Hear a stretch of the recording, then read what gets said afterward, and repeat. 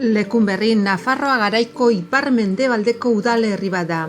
Iruñaren eta Donostiaren artean kokatua dagoenez, beti izan da mendi arteko igarobidea. Larraun eskualdearen erdialdean dago Aralarreko mendilerroaren magalean. Udalerriak 1479 biztanle zituen 2014an.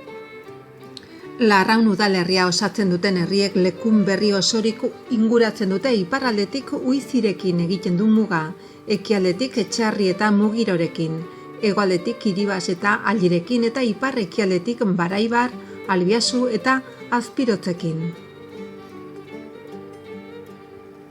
Mugako herri honetan jauregi bat eta babes dorre bat izan ziren, bere historia osoan etengabeko erasoa jasan ditu, bai gazteluen partetik eta bai Gipuzkoar eta Frantziaren partetik ere. Antza denez, gerrako gertaera historiko batetik datorkio izena, Lekunberri, leku berri, hainbat aldiz suntsitua eta berreraike izan da. Herriak kiskalita utzi zuen lehen sutea 1430 urtean gertatu zen eta ordurako, bertan gotorleku bat zela aipatzen da. Gauza jakina da, aintzinatik aduana eginkizunak bidesaria bete izan dituela. 13. mendetik gutxienez eta hori zela eta inguruko lurraldetako merkatariek zenbait zerga ordaindu behar izaten zizkioten Nafarroko erresumari. Bazuen halaber errege bide bat ere Iruñatik Gipuzkoara zijoana eta bertan kate bat jarria zuten 18. mendean eta Tolosako eta Iruñako posta ekarlek bertan uzten zuten posta. 19. mendean baziren bertan bidenda biostatu taberna mutikoentzako eskolatan eskentzako eta herritarrek hornitzen zuten parrokia elizako abadea. Bazen baitere bi errotarri zituen errota bat. 20ko hamarkadan irin fabrika bat, txokolate fabrika, gatz fabrika, zerrategia eta konbentua ere bazeuden. 1980ko hamarkadaren hasieran Lekunberri Larraunetik banatu eta udalerri independentea osatu zuen. Kaixo egunon, ni Kristina naiz, Lekunberriko turismo bulegoko langilea. Eta hemen atzekaldean dagoen eraikina Plaza Olako antzinako trenaren geltokia da, edo zen. Gaur egun geltokia turismo bulegoa da, badaukagu denda txiki bat baita ere, eta Plaza Olako partzuergo turistikoa dago bertan baita ere. Hemen antzinean plazatzen zen tren bat, Plaza Olarena, lotzen zituenak Donostia eta Iruñako hiriak.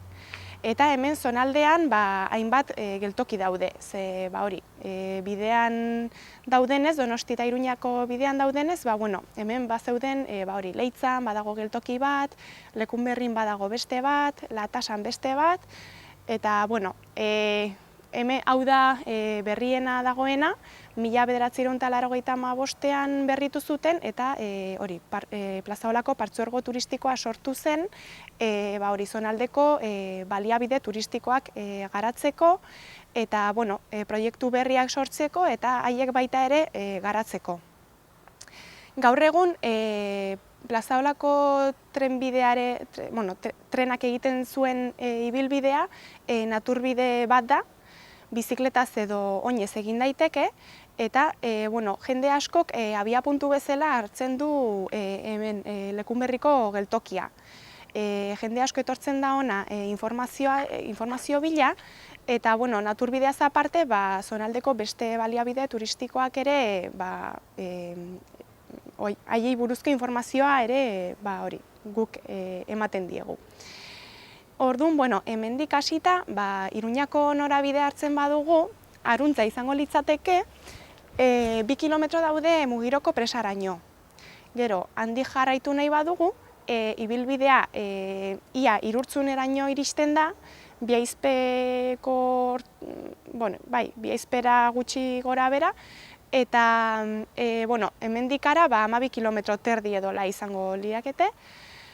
Eta beste norabide hartzen badugu, 5 kilometrotara Huitziko geltokia dago, gero Huitziko geltokia eta ondoren Huitziko tunela dago, ia 3 kilometro dituena, eta handik aurrera jarraitzen badugu, Leitzara iritsiko gara.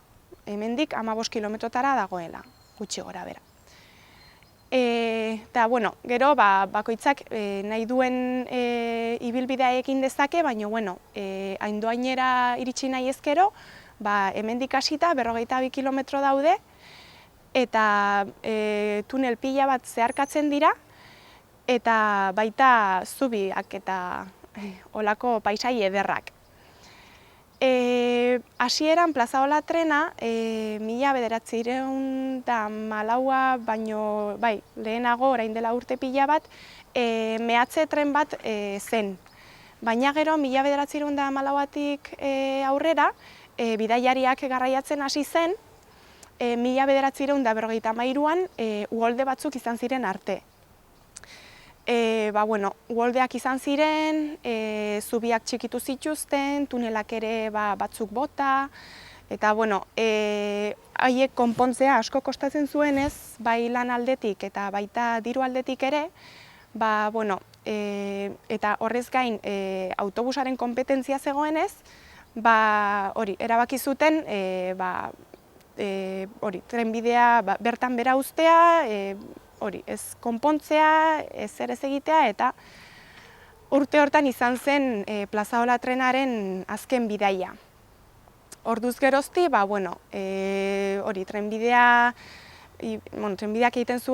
trenak egiten zuen ibilbidea, geldirik egon da, partzuergoaren aldetik, naturbidearen proiektua martxan jarri zen arte. Eta, hori da Plazaolari buruzko informazio edo, laburpen txiki bat. Lekunberritik hasita, Lekunberriko geltokitik hasita Huitzirako norabidean, hau da Lekunberrin dagoen lehenbiziko tunela. Ez dago argiztatua motza delako eta argiarekin ikusten da. Aurrera jarraituko bagenu, beste tunel bat aurkituko ginuke, eta hori bai argiztatua dagoela. Bartoloren tunela du izena, eta hau baino nahiko pixka bat luzeagoa da. Naturbideko zati bat eginez, lehenbiziko tunela pasa dugu eta orain Lekunberriko alde zarrera etorri gara. Eta orain hemen nire ondoan Lekunberriko labaderoa dauket, hemen aitzinean onera etortzen ziren emakumeak, bere maindireak garbitzera, ura hartzera, sukaldatzeko, arropa garbitzeko, eta abar. Eta hemen kanpoaldean badago aska, abereen aska. Hemen, orain ez dabiltza hemen abereak, baina aintzinean onera etortzen ziren ura edatera, eta abar. Bukatzeko Lekunberriko udaletxera etorri gara, eta hemen esan beharra dago, lehen hau eskola zela, eta alde batean neskak zeuden, alde batetik, eta beste aldetik mutilak bananduak ziren. Eta besterik gabe, onera etorri nahi duzuen niri, gonbidapena egiten dizuegu, eta animatu zaitezten naturbidea egitera. Ni Arkaiz Goikotxea Arriola naiz, orain dela 10 bat urteola aterrizatu nuen hemen, Lekunberrin, Larraungo bailaran, eta saltza batien baino gehiagoen nabil, baina berez bersoeskolako irakaslia naiz. Badauzkagu bi talde, eta lehenengo hasi ginen batekin, orain dela 7-8 bat urte. Eta talde hortan elkartzen da, hemen Larraun bailara inguruko plazaz-plaza ibiltzen diren bersolariak, bai? Julio Soto, Oskar Estanga, Eneko Laskoz, Miguel Mari Elosegi Luze, Iturri ere bai Leitzatik, Iruñetik ere etortzen dira Oier Lakuntza eta Xavier Terreros. Eta talde hori lehen Iruñen elkartzen zen, eta oan dela 7-8 urte, hasi ginen hemen elkartzen Lekunberrin. Eta gero, oain dela 4-5 urte, martxan jarri genuen beste talde bat. Hasi berrien taldea edo deitzen genuena, helduen bersoeskola, 18 urtetik gorako jendea, bersozalea, eta pixka bat bersolaritzaren mugimendua, ezagutu nahizuna, bersoa maitezuna, bersotan ere egiten zuna. Orduan, bi talde egin gabiltza gaur egun. Lehenbiziko talde hori pixka plazaz plaza dabiltzan bertsolarien taldea, sortu zen, nik uste, entrenamentu talde gisa, bai? Nahi zuten hobetu, nahi zuten talde bat eduki, astero elkartzeko, eta horretarako sortu zen, bai? Beste taldea, helduen bertso eskolak, helburu handiagoa dauzka, edo bailarari begirako helburuak, ez? Bailaran, bertsogintza eta bertsolaritzaren mugimendua dinamizatzeko helburuarekin. Bai, bertsotan ikasteko eta bertsolaritzaren mugimendua norberak ezagutzeko, baina bai, bailaran pixka bat bertsolaritzaren mugimenduaren gidari izateko talde bat oso importantea da edukitzea, eta helburu horrekin sortu zen batez ere. Bai. Lehenbiziko taldean, aurtengo ikasturte, azken ikasturtea nahiko apala eduki dugu, baina 5-6 ikasle edo etortzen dira. Eta bigarren taldean, helduen bertso eskola hortan ja 10 bat, dozena bat ikasle badabiltza. Denak die 18 urtetik gorako zerak, bi taldeak. Bai. Gero, egia da, eskolan ere badagola bertso eskola aurrena, Oskar Estangak eramaten du, bi talde daude, eta hori oso gauza garrantzitsua da, segida izatea eta oinarri bat eta arrogi bat edukitzea, ez? Baina nik gidatzen ditudan bi taldeak dira 18 urtetik gorakoak, eta helduen bertso eskola hortan adibidez badaude 21 urteko ikasleak eta badaude ia 60koak, bai? Orduan, belaunaldi batekuak baino gehiagoak elkartzen dira, eta hori da injustu, ez? Helduen bertso eskola batek daukan gauza igonenetako bat, ez? Belaunaldi nasketa hori eta igurtzi hori, bai. Bai, txapeketetan parte hartzen dute, plazaz plaza dabiltzan bertsolari horiek, 2 urtez behin Nafarroko txapeketetan parte hartzen dute.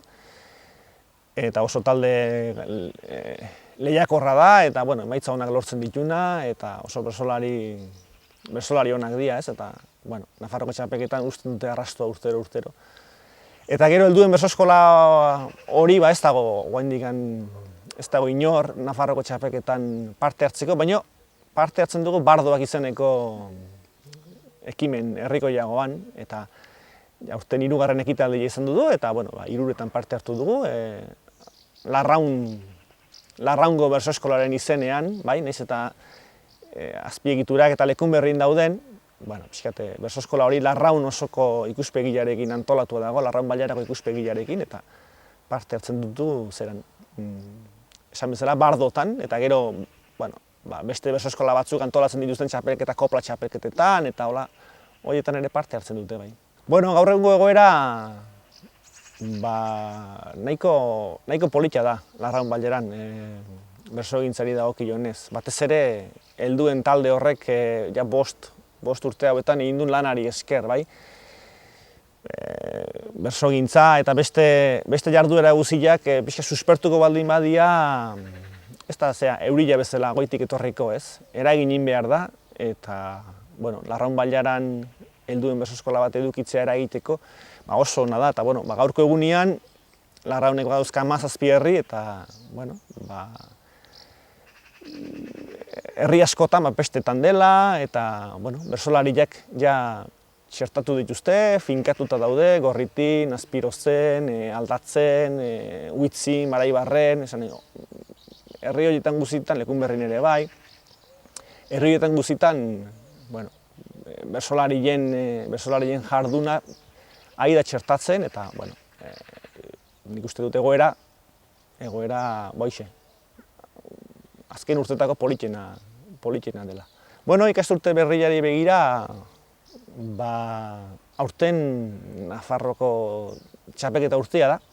Orduan espero dut plazaz plaza dabiltzan bertsolari horien taldea berriz suspertuko dela eta dinamizatuko dela urten. Eta erronka polita da, Nafarroko txapeketaren modutik Euskal Herriko etorriko da, eta beraientzako ere amu polita da hori, ez? Eta helduen bertso eskolak ere, badauzka erronka politak aurretik, eta horre helburua litzateke igual jende gehiago erakartzea, o jende berri erakartzea, 10 bat lagun bagaude, baina azkeneko 5 urtetan talde berdintsua da. Emakumeak gutxi xamar daude, 2 emakume daude, 8 gizonezko, orduan hor desoreka badago, eta horri ere buelta eman nahi diogu, ez? Eta gero lehen aipatu dut, eskolan ere sortu diela aurren berso eskolak, eta ikasturte berrirako gure asmoa da aurren berso eskola hori, eta helduen berso eskola hori, eta plazaz plaza dabilen berso eskola. Hiruen arteko, elkarguneak edo sortzea, orduan, badauzkagu erronka politiak ikasturte hontarako ere. Kaixo, ni Uxua bizi naiz, Lekunberriko zinegotzia, eta hemen bertan bizi naiz, Lekunberrin bizi naiz. Zer den udalako ardura izatea? Azkenen zerrenda baten zure izena jarrizo, herriko aukeratu dizute, orduan berak ordezkatzea tokatzen da, orduan gure lana azkenen da aldun okinaitea Lekunberriko bizilagunan bizimodua eta hobetzeko eta herri hau aurrera ateratzeko. Niri berri harrapatu dit, lehenbiziko urtea da, orduan lehenbiziko urtea pixu bat izan da martxa hartzen joteko ikasten hasteko eta azkenen deno batoz, mino guain ja martxa hartu dula, nahiko ongi, gustora bintzat. Gu guain garrantzi gehien ematen egana da gazte zentroa bukatzeri, momentu hontan ja badauzkiu zerbitzu publiko dezente, mitxausenea, liburutegia, eguneko zentroa, zerbitzu pila bat. Eta falta hori sumatzen du gazte zentrona. Gero aparte daukiu baita ere ordenantza bat euskerana, euskera hemen berriz indarra emateko, betetzeko lan hortan nahi gana, baita ere nahi du industrialdetikan herri aurrea eramatea, azkenen ekonomia bultzatzea, hemen ingurukoa, azkenen programa oso zabala beste lekutan bezala. Kontun hartuta herri txikia dela, oso osatua dola iruditzen zigu. Azkenen daukiu kiroldegi bat, daukiu eguneko zentroa helduntzako, piszinak, liburutegia, gauza pila bat daude, eta nik uste privilegiatu gala, Lekunberri baten hain txikia izan eta beste gauza eukitzetan. Hori beti izaten da, gobernuk eta segun ze laguntza ematen duten, eta azkenen guain arte onga zor maila handin menpe, gobernuk nahiko motzen ziun lotuta, azkeneko urte honetan horreri buelta ematea lortu du, inbertsio batzuk iten hasi behar ga, adibidez argiteri aldatu behar du, herrikoa eta bar, eta beti gabiltza urten arabera, laguntzan arabera, segun ze diru sartzen dez, betiko bueltakin. Nahi duna da herriko argiteria aldatu, gain arte farola guztik eta dauzkiu vapor de sodio uste du diala, orduan guain gobernutikan idaek aterizun programa bat edo laguntza bat argiteria guztia ledera aldatzeko, orduan presentatu inginan, hartu diute eta guain prozesu hortan gaude.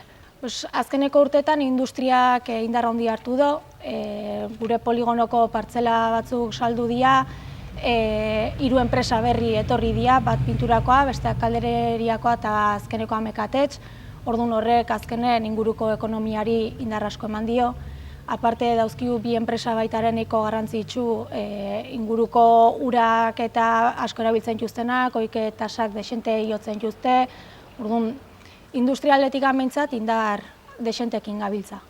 Azkenen esan duen bezala infrastruktura aldetik nahiko osatuta gaudenez, zerbitzu publiko dezente eskatzeko gaiga, eta horien barren esartzen dira azkenen, esan duen bezala liburutegia, daukiu baitare eguneko zentroa, pixu tutelatuk baitare,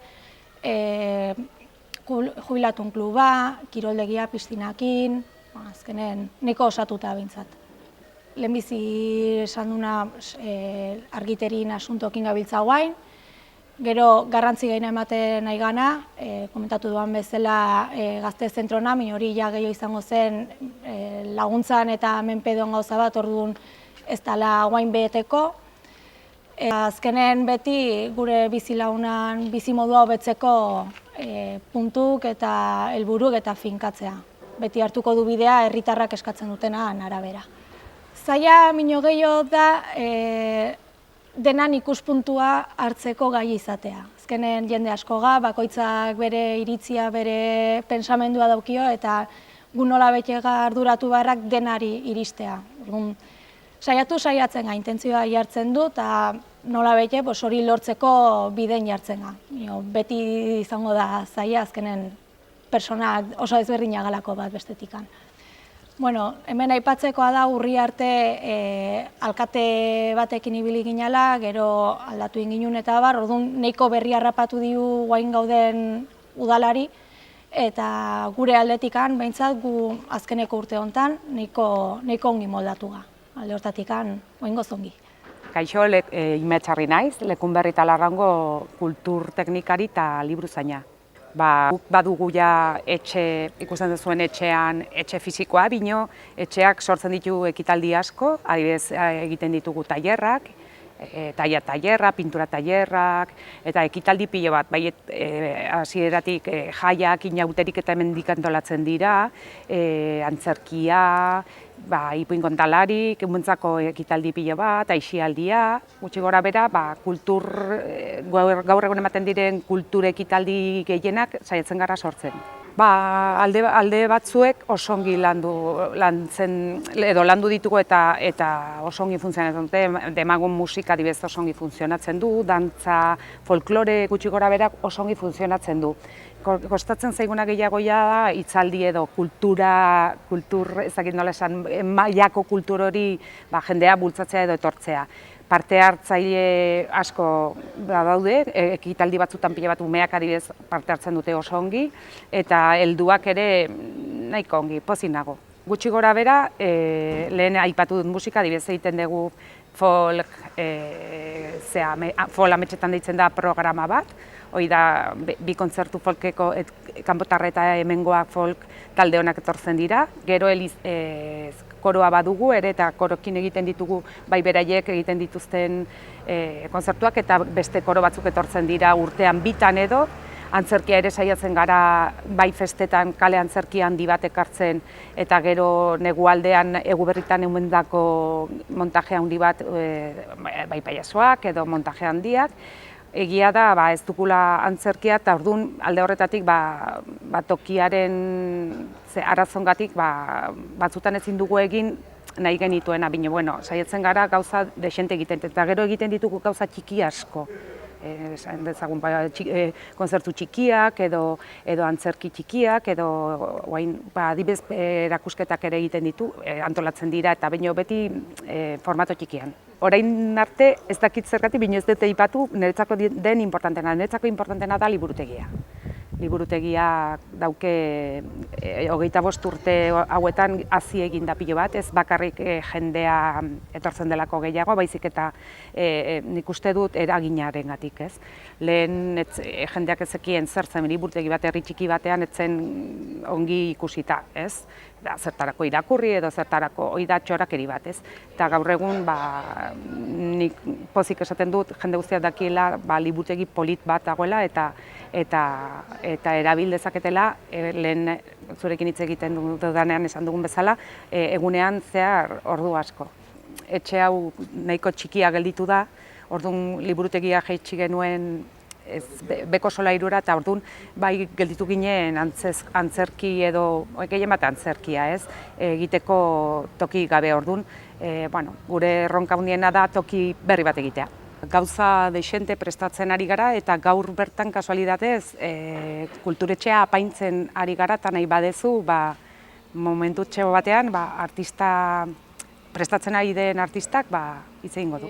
Proposatu zidaten 25 urrena denez, Mitxozenea zabaldu zela, esan zidaten etortzeko esku bat botatzera. Eta aurretik ideia batzu bazituzten. Aterkiak eta loreak, argila, eta orduan konjugatu nituen elementu horiek aipatu zizkidatena, jake behaiek aizian hortan, horiek alde batera utzi gabe, kontuan hartu nituen, orain egiten ari garen instalazioa egiteko.